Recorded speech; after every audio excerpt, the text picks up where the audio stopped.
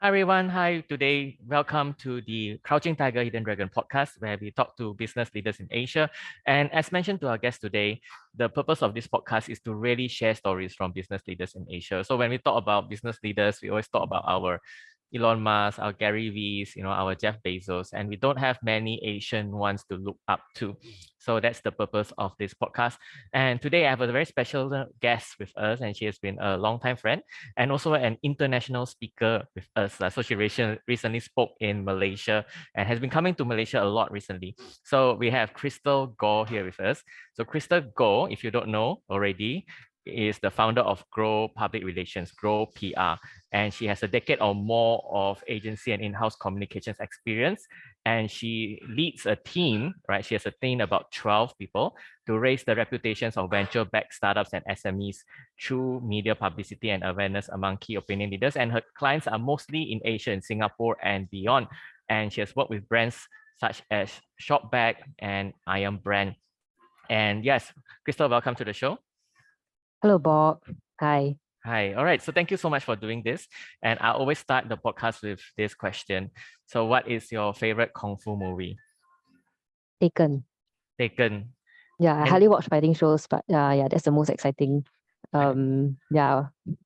what do you like about Taken? So for the audience, Taken is a movie starring Liam Neeson. So a rough synopsis of the story is that his daughter got kidnapped. And then the famous phone call is, I don't know who you are, but I have a very specific set of skills and I'll come after you in that phone call. So like, Krista, Yeah. what do you specifically like about that movie? Yeah, I mean, I don't really watch many fighting shows, so I don't have much reference, I would say. But I think the show is quite fun, exciting to watch because of the main character, Liam Neeson's resourcefulness, and the kind of lengths he go to be able to, go through that mission to rescue his daughter. Yeah, I think it's very creative, like the kind of tools he used. Yeah, so I quite like that show. Yes, for our audience, please check out that show also. So if you don't know, Crystal also is a famous mompreneur. So she's in a lot. So if you just Google, so Crystal is of course in PR. If you just Google her name, Crystal Goh, you'll find she is in Today Online. She's on all the publications, and she is famous for being a stay-at-home mom. Not stay-at-home, but mompreneur. So in doing research for this podcast, of course, I checked out one of her podcast interviews with one of our friends called Kenneth Chu.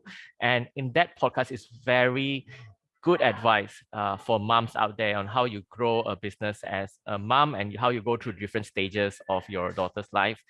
So she is here with us. And yeah, that's why I think she chose the movie Taken, because it is a very movie about parental protection, right, Crystal? I guess so. Okay, okay. Yeah. Yeah. So, okay, so speaking about PR, right? So this year is a very interesting year. We started the year with a lot of people becoming AI experts now. And like 2 years, last year it was the year of NFTs. So this year is the year of AI. So like, what is PR to you in 2023? Okay, thanks, Bob, for this question. So I actually gave a recent talk right in Malaysia, and I covered a little bit about the future of PR during this session. So I basically mentioned things that everybody knows, like the newsrooms are shrinking, content creators are everywhere. Like for example, there was this Singaporean girl, Zoe, who kind of went viral because she shared about a Charles and Keith bag, and then people started, like brands started engaging her and stuff like that, right? So everybody can be a content creator nowadays, and newsrooms are shrinking.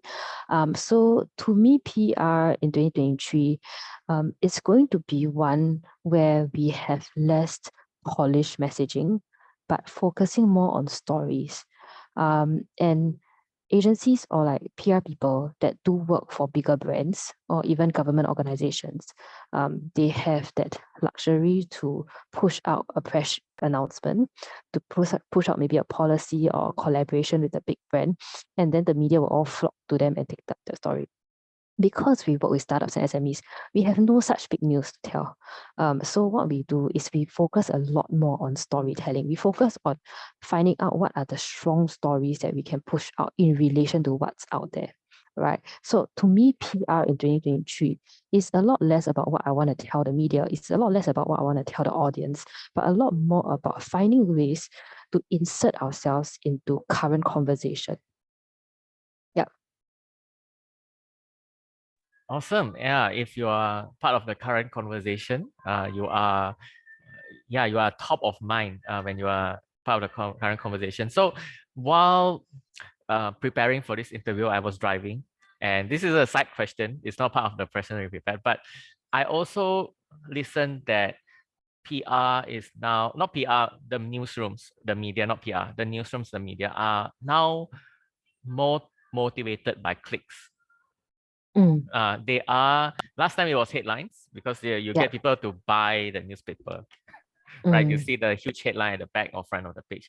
Now they are motivated by clicks because they want the visits, they want the click-through rates and also the viewership. So what are your thoughts on that?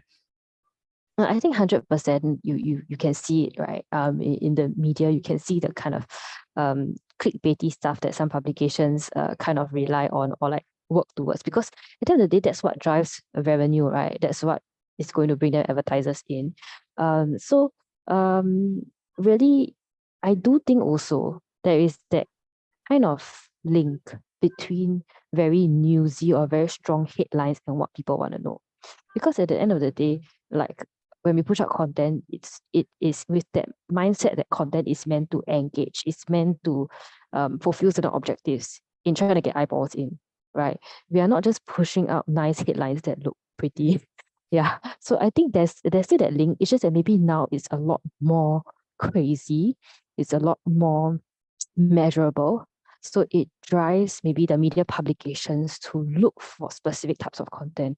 So if we look at some of the maybe younger publications, right, like SGAP or Malaysia MGAP, right, for example, these publications, a lot of times they don't really take on PR stories, and they don't take on stories from PR agencies unless you are like you're pitching a story of a celebrity or a very big name in the industry, right? Because at the end of the day, this is what is going to get attention from the public, right? So I think being popular is something that's going to thrive a lot more, right? Which is why every Gen Z wants to be a content creator. Oh, yeah, that's my thought. Yeah. It is changing. Like in Malaysia, we recently had a release of a new movie. So a new movie called Pulau, and it had a lot of news because it was a lot of people proposed for it to be banned.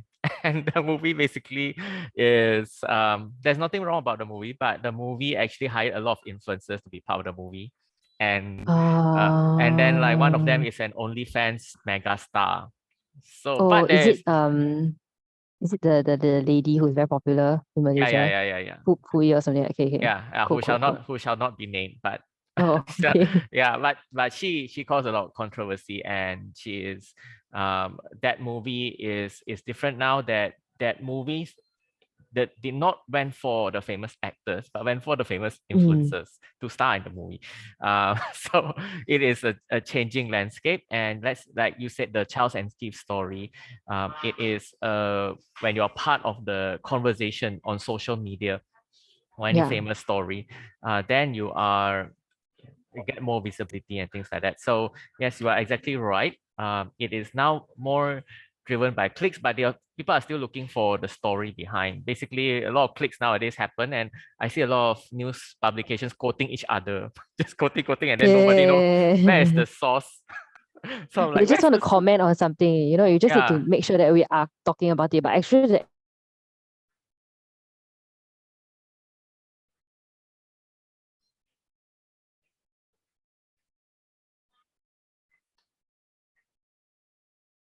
All right, so we are back. So we were just talking about, so a lot of news articles or news sites, they quote each other. So like what happened last year in Malaysia, we had the the elections, and then a lot of unconfirmed news, they quote each other. They said they got this new government, whatever. Then I know because they didn't mention the source. So what are your thoughts on this?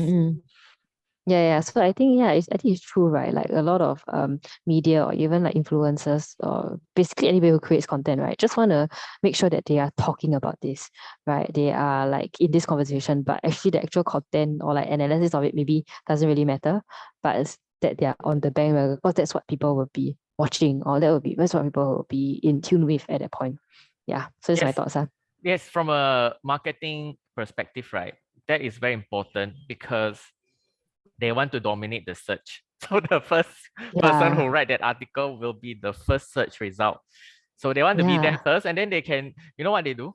They write the article with the headline, and then news to be confirmed at the bottom. So we are still in updates. Malaysia Oh Kini always do yes, that. yes, yes. It's still in updates. Yes, I'm yes, like, yes. what? Singapore Like, as well. Singapore as well. yeah, Yeah. they You need just want to to be like, dominate that keyword. I'm like, yes, yes, yes. To be the first to like break the news lah. It's quite a big thing also, even in the mainstream publications.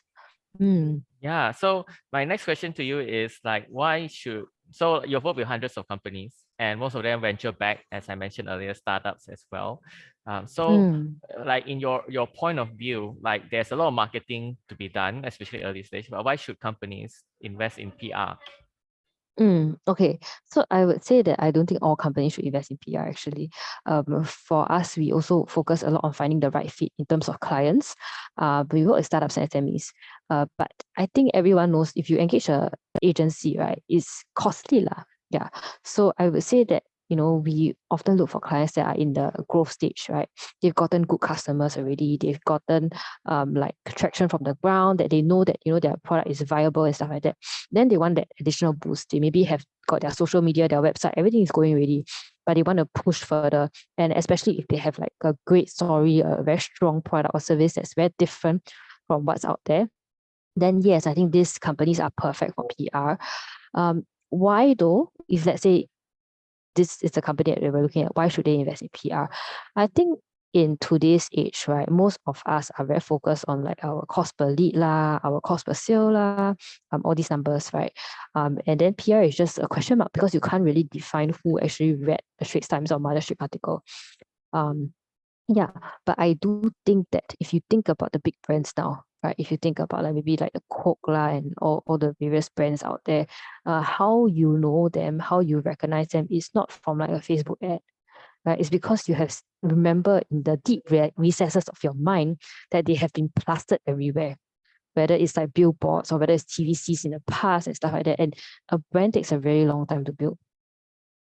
That's why I think that omnipresence and PR basically gives these brands a leg up against bigger brands that can afford in like all these big time advertising.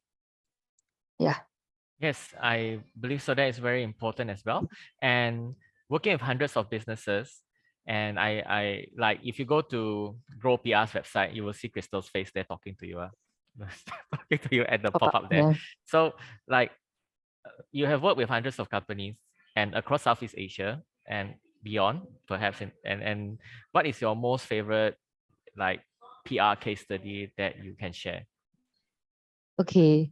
I will just talk about one that I mentioned quite recently, because it's fresh in my mind, right? But recently, I think towards the end of last year, we actually did work for this funeral company, right? And one of my team members suggested this idea, which I thought was quite exciting, and it kind of went through quite well, right? So what this idea was that is that it's the end of the year. Nobody wants to talk about funerals. Nobody wants to talk about death. It's just not very auspicious, especially with Chinese New Year coming up, right? So she came up with this idea called Dignity for the Deceased, where people can actually, members of the public can actually come and donate their unused makeup products, and then the brand will actually use it for embalming purposes.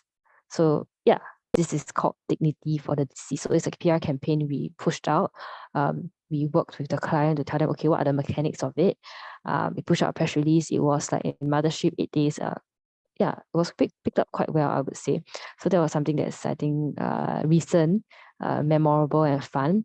And I think it also speaks about PR not just being one where, you know, it's us pushing out news, but us being able to co-create with the brand to come up with something. Yeah.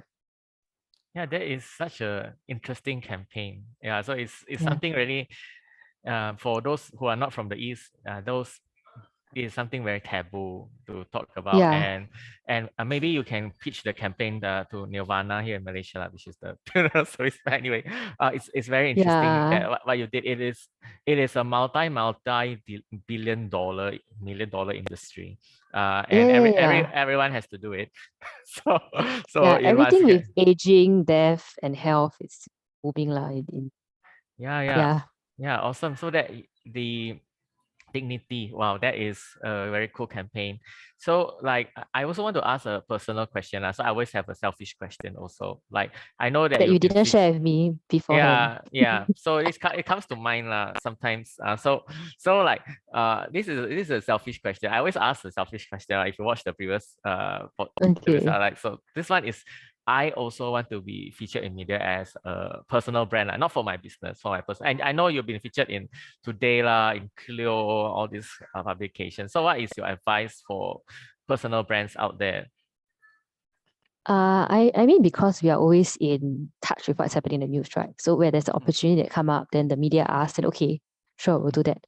We'll take on this opportunity. But advice for personal brands out there is to start personal individuals, maybe like yourself, right? Like where you are running like I guess service-based kind of business, right? I assume, yeah. Okay. I would say like to start thinking about some of these hot button topics that will be recurring, that you feel strongly for. So it could be things like maybe randomly, but like working with Gen Zs, or it could be things like health related, or I need to give you more specific examples. But basically, Okay. Let's use one of our friends as an example, and okay, I will get him on our podcast soon. Okay, so just a preamp. So one of our friends, he just published today that he's doing. So his name is Kenneth Chu. He interviewed you on his podcast. So he just launched an event today, and he will be talking about metaverse and mm, AI, right? Okay, so let's use him mm, as an example. So he is quite similar to okay, what I do. He's also quite running quite a lean business, and let's say he wants to be the authority in the now the trendy metaverse or AI space, right? yeah, So if let's yeah, use it as a case study. So if you were him, what would you mm, do? So then I would think, right, in metaverse is a huge broad topic lah. Then I would try to drill it down into maybe certain arguments. So for example, we had a client, they are a metaverse company as well. And then they are actually a charity metaverse company. So his argument, this client's argument was that, metaverse has such a bad name. Blockchain and crypto and all this has such a bad name. But don't discount that we are able to do good work, like the opportunities that, this tech can bring. So is to drill down into some of these topics that you think is going to be possibly exciting for the media. Okay. For example, I give you an example, give you another example. For us to go PR, we work with people across Singapore, Malaysia, Philippines, for example, right? And then one of my thoughts is about hiring people overseas. And I think a lot of bosses also have that thought, right? Because manpower pool in Singapore is shrinking, being able to look for talent outside of Singapore is cool. It brings you opportunities, right? So this is one of the thoughts I have. So hiring, maybe if you go with a controversial kind of headline, hiring foreigners better than hiring Singaporeans, right? So this was something that today online actually made me write about as well. So being able to have some of these key hot topics that you stand for, right? Some people think about hiring, some people think about death or life or whatever. There's certain topics like this that will constantly be in the news. For example, 4-day work week, right? Do you work a 4-day work week, right? Like what are your thoughts on that? Or like remote working, right? Yeah, some stuff like that. I don't know if it helps. And then Okay. once you have these, sorry, continue. So Oh, yeah, once you yeah. have these topics, right, then it is finding ways to amplify it, which I will be sharing in my upcoming PR course. Soft selling here. And then Yeah. So we don't need to reveal too much, but yes, of course, I will drop the links to the PR course after this, as well in the description. So this podcast will be out in like perhaps 2 weeks or 3 weeks. So let me know about the PR course. And Okay. like for example, let's use the metaverse for example. Okay, so like not metaverse. Okay, so you said like for example, I identified like my trending topic is working from home, for example, like or 4-day work week for example. And then like what I would do personally is I would identify for example, I'm in Malaysia and I will identify, maybe do a Google search about this topic and say, okay, who are the reporters or media people writing about this? Yeah. Okay, like, and then what I will do is at least add them on LinkedIn. That's the LinkedIn. Yes. At least add them on LinkedIn and follow them on Twitter. Yes. And then yeah, but then I don't know how to take it from there. Yeah, so for example, right, there are editors or journalists, senior journalists who write about people who have interesting or different kind of lifestyle habits or experiences. If we talk about it, like for example, we had a client who got featured because he worked in Bali for a month, right? So there are people who there are media publications, there are editors and journalists who feature unique profiles, right? So whenever you see a unique profile out there, you can look at who is this person who wrote about this story, who is this editor, who is this journalist, connect with them on LinkedIn. Say, hey, I read your article about blah, blah, blah. I'm so excited. I want to connect with you. And then they say, yeah, sure, happy to connect. And then you can say, by the way, are you still looking for stories on blah, blah, blah, blah, blah? This is what I do. And then you must include things about yourself that is super different that nobody in your space does. Awesome. Yeah, so I'm also very intrigued by your new launch, right? So do you have a name of that program that you're launching? We currently call it Reputation Mastery, a program. But basically what it does is that I will teach you about angles. I'll teach you how to craft your own angles, how to write to the media, how to identify media contacts, how to reach out to them, how to get yourself featured, and then to repeat this process so that you are constantly in the news. Awesome. Definitely we'll check it out. So I'll put the links. So when this podcast is out, I think the whole course will be out. So then it will be perhaps I will put the links in there and you can check it out for yourself. Sure. So thanks for sharing. So the buzzword in 2023 is something called ChatGPT. And of course, a lot of media are talking about it, every single media, all the tech, everyone is talking about it. So like when it comes to PR, does it affect PR at all? Yes, actually, I think it can be used to our advantage, right? I don't think ChatGPT can replace the work that we do yet, because PR content is very different from, let's say, other forms of copywriting or marketing. We really write to make sure that we get picked up from the media. Yeah, so I think firstly, it cannot replace. Secondly, I want to give you examples of how it can be used to help. Okay, so Bob, you want to get into BFM, right? Maybe. Okay, which media platforms you want to get into now? I want to get into Channel News Asia. Yeah. Channel News Asia. Yeah. Okay. Is there a topic that you want to share with Channel News Asia? I want to share about Channel News Asia.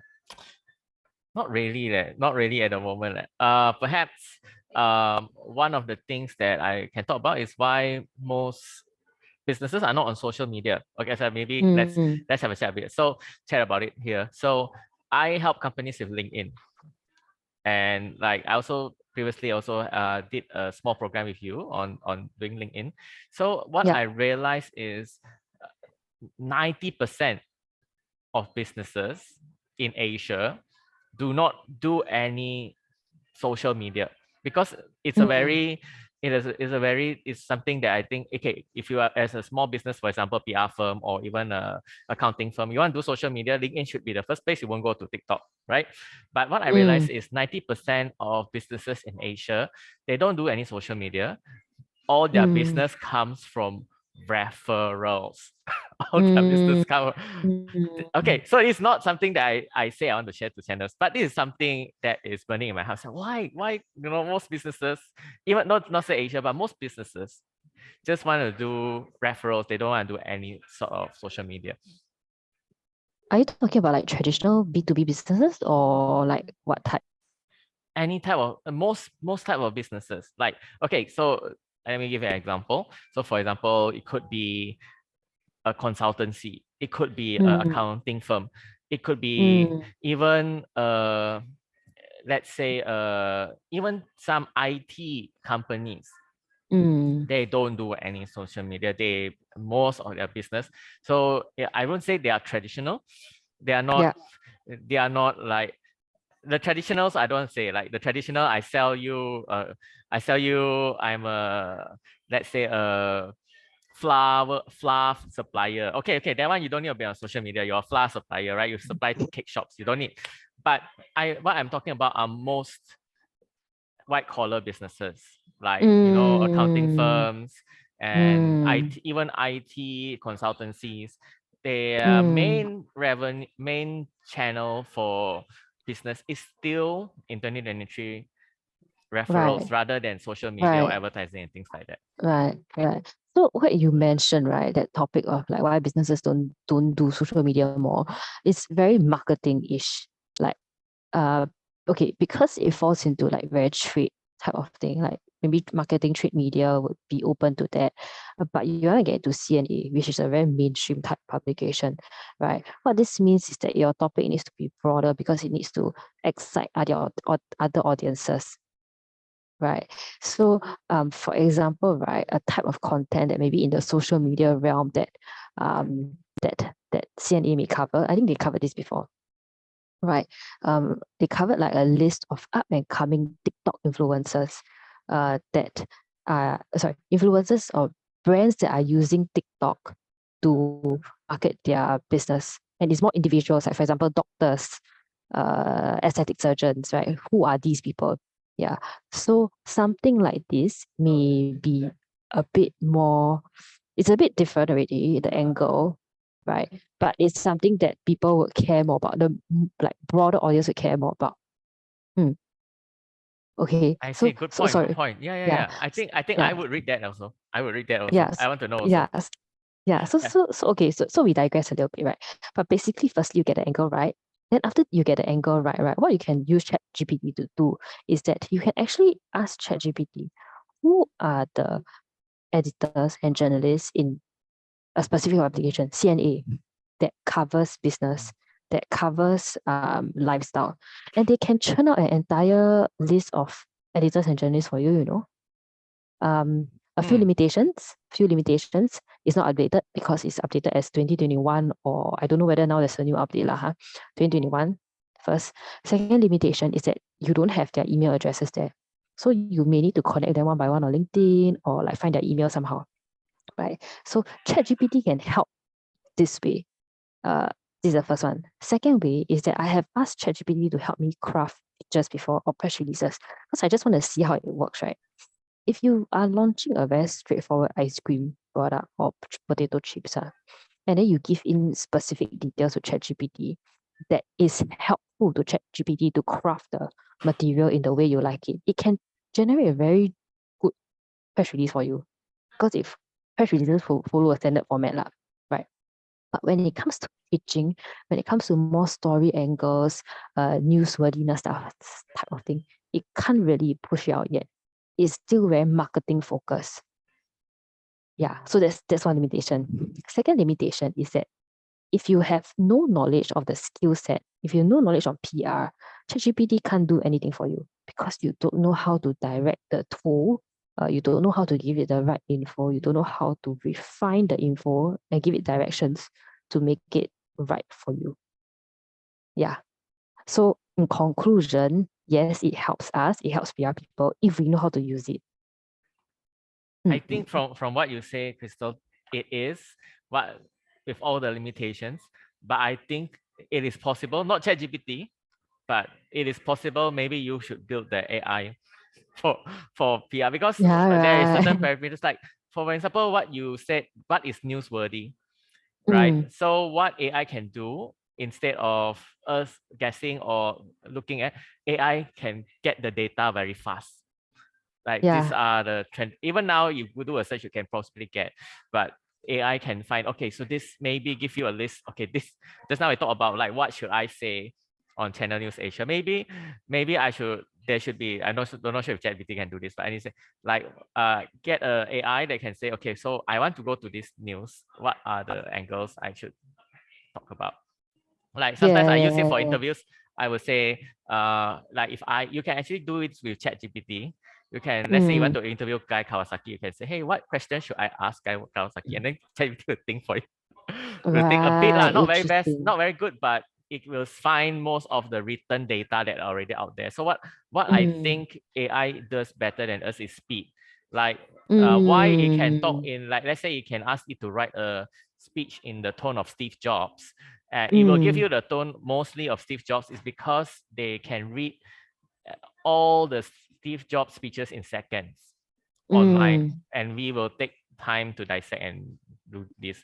So it's speed. Like I think maybe finding trending stories, trending things that are popular. Maybe we can use that. Maybe there should be. So like like I talked to Kenneth about this as well. Like what we think about ChatGPT, it is still very not marketing focused yet.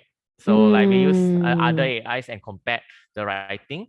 Then we use another AI called Jasper a lot, Oh and yeah, Jasper, I Jasper have will it as give you well. better writing in many ways. Mm, And maybe you can write better press releases. But anyway, it's more marketing focused. So maybe there should be an AI for PR. But mm, anyways, yeah, so that is something interesting to talk about. So another thing I also want to talk about is an emergence of independent platforms. So to give you mm, a example, like recently I follow a YouTube channel called CoffeeZilla. I'm not sure if you know this, but there's a YouTube channel called CoffeeZilla. And what he did, instead of any media, he exposed Logan Paul's crypto scam. Sort of crypto scam. right. So Logan Paul had this crypto project that he abandoned called Crypto Zoo, Mm, and it caused a lot of people invested millions of dollars into it. And being an influencer, just abandoned it, and no mainstream media picked it up or whatever. But he did a YouTube channel. He's now the main authority when it comes to scams. And he revealed mm, things. So, and I see that in the West, like hopefully this podcast becomes like this now. But in the West, people like to go on podcasts as part of their mm, PR runs to launch their books mm. or to launch their new courses and things like that. So, like, what are your thoughts on the independent media? Yeah, I think definitely, let's say we talk about independent media, basically content creators, right? Mm, Um, like I think I shared at the start of the podcast is that there is an increase in these individuals in these platforms, right? And they will have a higher chance of shaping conversation. It's no longer just the mainstream media that does that. It's very clear lah. This is uh, a general thing that we're seeing, right? So definitely, I think that with the fact that anybody can create content, it means that anybody can influence content, and then brands would their marketing spend would maybe be a bit more spread out, right? Which is why newsrooms are dying, cycle, right? But apart from that, I also question, and I think it's interesting to watch how the content creation space will change over the next 10 years, because every Gen Z is going to want to become a content creator, right? And we all know that if everyone is doing the same thing, then only a small percentage, those that are innovating or doing things that's super different, are the ones who will be able to properly monetize and make a good income, start a business out of it. Right. So I think it's very interesting to look at the trends and see what is to come, because it is probably going to be very different from how it is now, because content creators really need to be different to be at the top of their game. Right. Every Gen Z 20 something year olds are yeah, going to post the same stuff, right? I read Lifestyle stuff. recently 80% of Gen Z want to be YouTuber. That's the first. After Yeah. that, only they want to do other things. Yeah, it's legit true. And like everybody's going to share the same thing, right? Yeah. Unless you really have something that's very different, then how can you model, how can you expect to leave your day job and have this to be something that's going to sustain you, or even build something bigger than yourself? I think there's one way to look at it. I think it is the same with music. So I'm very into Mm, music. So what happened with Spotify is that now music is more democratized. You don't need to wait for a record company to pick you up. So what happened is it created a long tail of music. For example, if you like J-pop, and there will be a huge niche of people liking J-pop, and that thing is not played on radio at all, but then you get to go direct to the J-pop fans. So what I think with the content creators, another way to look at it is that, let's say I want fishing news. Come, let's have a fishing news guy. There will be a longer tail. There's an authority in fish. I like scam news. I watch CoffeeZilla. Or I like, that's why I have this podcast. It's more Asian. So I want the only Asian business leaders. Then there should be one. And then there should be one just Arab business leaders. Or there should be one just on plant news. You know, my friend is starting a plant channel. So I think because mainstream media, they, like you said, they will cover the popular topics. Like then I think there is a huge gap in every single thing from plant news to I don't know, to coffee news or whatever. Then there can be authority, because every single topic, for example, a lot of people talk about audio, then there is an authority in just audio files, people who like the best audio quality, or people in mums or whatever. So that's what I think will happen. There will be leaders in each niche. There's a very huge, actually very interesting. Very interesting. It's like a lot more like celebration of individualism, right? That kind of it's like possibly like streaming, like content streaming, but on steroids, right? Because we get to choose what we want, and there's going to be content for us regardless of what our interest is. That's very interesting. So there will be that. It's just to find that niche, and then that you have your audience there, then you will be there's a lot of niche to be dominated. So like, so my does friend, it mean does it mean we should start a Spotify for influencers? Maybe I think there is already like, you should, whatever you like lah, you should definitely do content. I'm like, really, I'm following my friend who is doing a plant channel, and his plant channel grows fast. There are people who love plants. So it's everything lah. Everything is there. So I think, thank you so much for your time, Christel. So like, the last question before we talk about your course is, so we had a good conversation today. So who else would you recommend to be on the podcast? So like I said, the podcast is to interview Asian business leaders. It's called Crouching Tiger, Hidden Dragon. So which other Asian business leader would you recommend? Do you need a specific name? Yeah, if possible. If not, then we can talk offline as well. No problem. Okay, can. And do you need somebody who runs a business, or like who is head of marketing at a certain company? Okay, so I will review this and talk more about this as well. So none of my listeners, I actually never break down what you normally go for. Okay, so because you're a PR person, that's a great question. Okay, so actually a lot of people recommend me guests also. What I go for, of course, is business leaders. They can be working for a company, but I tend to stay away unless what I see mostly if I want to invite somebody to do in a podcast. Like I saw Christel recently give a keynote, and the guest maybe sometimes doesn't even have much social media following, but they did a TEDx speech. They did an interview somewhere, or they did a podcast. Then 100% I will go for it.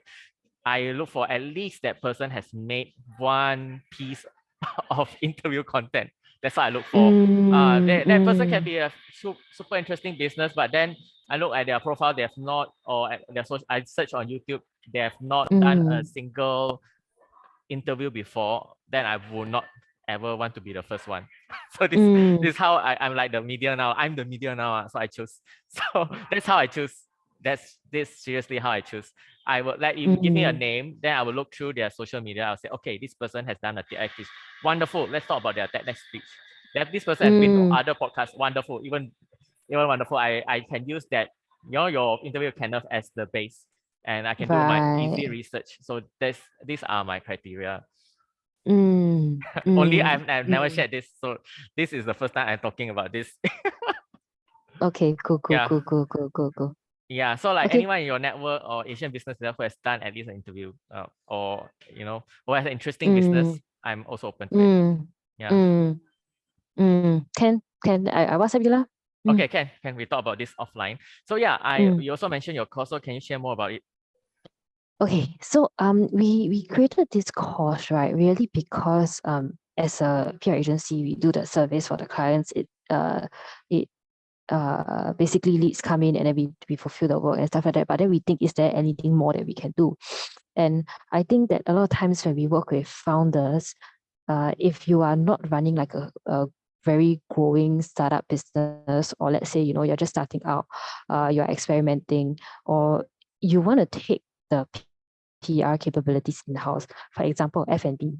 Right, F&B, when you launch new menu, it happens so often, or you launch new product as seasonal, it happens so often. And actually, if you're able to take that PR service in-house, you build your capabilities within a team, then you reduce a lot of costs, right? So we know that this is happening in the West, right? That PR training courses, PR specific modules where people can learn how to do PR on their own. And then we just want to build something like that in Singapore. Yeah, so it's going to train people from the start to end, right? Of how to get featured, like crafting materials, reaching out to the media, to preparing for your first interview, to what you should do after you get coverage. So we will cover every aspect. Basically, what I've learned for the past 10 years lah. It's within this course, and it's pre-recorded. It's a 6-7 week program that people can just watch based on modules. We'll have resources. We'll have templates that will guide participants through that process. We'll also have like support, right, where you can ask questions. We will send over like news alerts bi-weekly, so you can leverage on these to reach out to the media. Awesome. So that's a little bit more about the course. Awesome. So quick summary, who is this for and what they can get out of the course? So quick summary, the program is really for a lot of founders who wants to get their brand featured in the media, but may not think that a PR agency is a right fit right now, right? They want to build their capabilities in-house. What they can get is to be able to build the skill set within their team, whether it's themselves or they get somebody else to do it, and then be featured on a regular basis if they are doing it right and not having to rely on external vendors, which can be costly. Awesome. Thank you so much, Christel. And thanks for sharing your story here on Crouching Tiger, Hidden Dragon podcast. So we talk about a lot of marketing perspectives here. If you want to listen to the mom perspective, then of course check out the interview with Kenneth. So thank you so much, Christel. Thank you, Bob. Thank you.